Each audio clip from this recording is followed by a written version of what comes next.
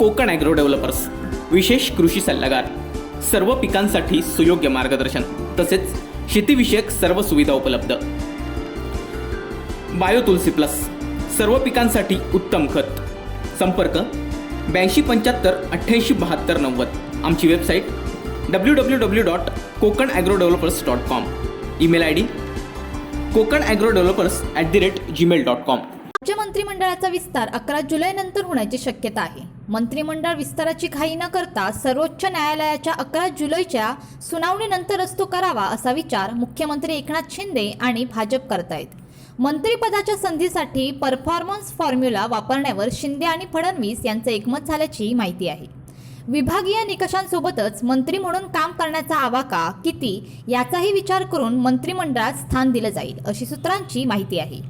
1.5-2 वर्षातच लोकसभा निवडणूक येत आहेत, त्यानंतर 6 महिन्यात विधानसभा निवडणूक होत आहेत. त्यामुळे कमी कालावधीत तगडा परफॉर्मन्स मंत्र्यांना दाखवावा लागणार आहे.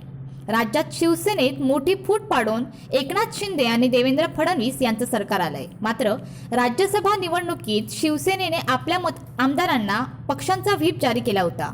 पक्षाच्या विरोधात मतदान केल्याप्रकरणी 16 आमदारांना अपात्र ठरवावे अशी मागणी विधानसभा उपाध्यक्षांकडे केली.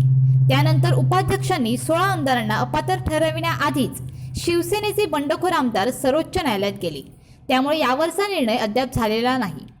सर्वोच्च न्यायालयाने याबाबतचा निकाल हा 11 जुलै रोजी देणार आहे.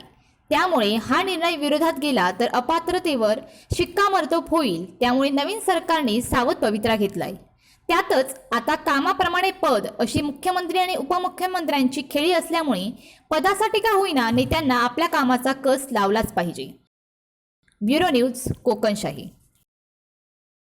असे नवनवीन व्हिडिओ पाहण्यासाठी कोकणशाहीचं यूट्यूब चॅनल सबस्क्राईब करा व बेल बटन प्रेस करा. तसेच फेसबुक पेज लाईक करा आणि इंस्टाग्राम पेज व ट्विटर पेजला फॉलो करायला विसरू नका.